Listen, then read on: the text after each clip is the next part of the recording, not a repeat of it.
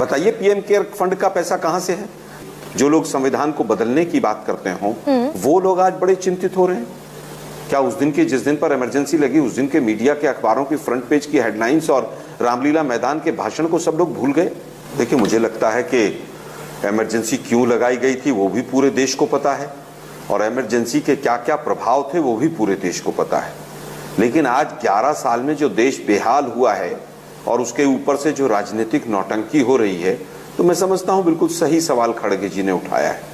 जिन लोगों ने संविधान की प्रतियां जलाई हों, तिरंगे को जो लोग नहीं मानते थे, जो लोग संविधान को बदलने की बात करते हों, वो लोग आज बड़े चिंतित हो रहे हैं। क्या उस दिन की जिस दिन पर इमरजेंसी लगी उस दिन के मीडिया के अखबारों की फ्रंट पेज की हेडलाइंस और रामलीला मैदान के भाषण को सब लोग भूल गए? क्या जमाखोरी को सब लोग भूल गए? हाँ, उसमें कुछ गलतियां रही प्रशासन के द्वारा या राजनीतिक जो भी रही हो, उसके लिए इंदिरा जी ने स्वयं माफी मांगी। जिस तरह से उन्होंने अपने स्वयं भाषण में कहा कि जो भी गलतियां रही है मैं नैतिक जिम्मेदारी लेती हूँ, और जनता ने फिर स्वीकार किया और 1980 में वापस सरकार में आए। नहीं, लेकिन राजनीति तो भाई आलोक शर्मा, इस देश के इतिहास में पहली बार 352 इम्पोज हुआ, संसद भंग हो गई, और जिस तरीके से संसद भंग हुई है देश के इतिहास में पहली बार हुआ। 50 साल हो जाए 100 साल हो जाए, वो तो राजनीतिज्ञ हैं, बाकायदा सत्ता में शामिल हैं, सत्ता में बैठे हुए हैं, राजनीति क्यों नहीं करेंगे? देखिए मुझे लगता है राजनीति करनी चाहिए और बिल्कुल करनी चाहिए। बताना चाहिए कि नोटबंदी में कौन से कैबिनेट का फैसला था। पाकिस्तान के साथ सीज फायर में डीजीएमओ के पीछे छिपके पूरी सरकार खड़ी हो गई, उसमें बताइए कौन कौन से जो लोग जिम्मेदार हैं। बताइए पीएम केयर फंड का पैसा कहां से है? हम दो हमारे दो की सरकार चलाते हैं, एमएलए को खरीदते फरोखते हैं और गवर्नर की जो हैसियत है उनके पद की गरिमा को चकनाचूर कर देते हैं। वो लोग भी सवाल पूछते हैं। महंगाई बेरोजगारी चरम पर है, इलेक्शन कमीशन खुली चोरी कर रहा है, सिर्फ पूंजीपतियों की सेवा हो रही है, जांच एजेंसियां मुट्ठी में है, महिलाओं पर अत्याचार बढ़ रहा है, किसानों की आत्महत्या बढ़ रही है, काला धन जिसके ऊपर इस सरकार आई थी उस विदेशों में 3 गुना हो गया।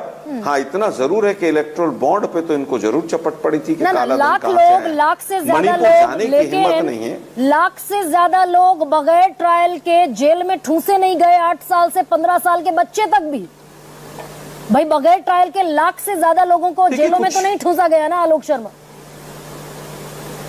देखिए मैं समझता हूं कि ऐसे ऐसे पत्रकार हैं जिन्होंने नमक से खाने पर अगर कोई खबर दिखा दी तो वो कई कई महीने जेल में सड़ते रहे। क्या ये सच नहीं है?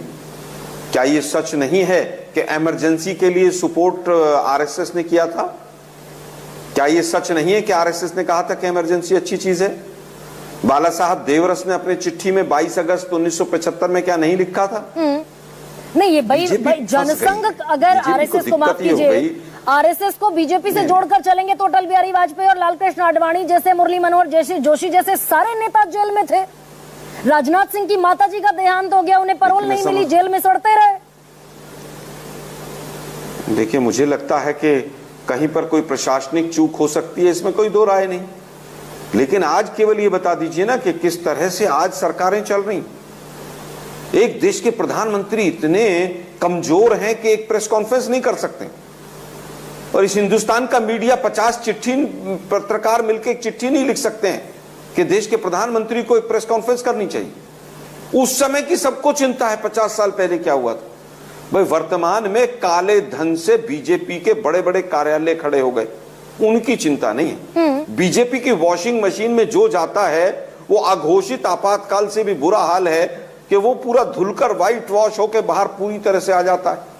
सब कुछ ताक पे लगाकर पूरी विदेश नीति, अर्थनीति, सामाजिक नीति का भट्टा बैठा दिया। अच्छा, ये आरटीआई कानून हम लेकर आए, उसको खत्म कर दिया। सारे जो पॉइंट जनरेट किए जाते हैं ये इसलिए कि इमरजेंसी के बाद एक और बड़ा चैप्टर खड़ा कर दो, एक और बड़ी लकीर खींच दो।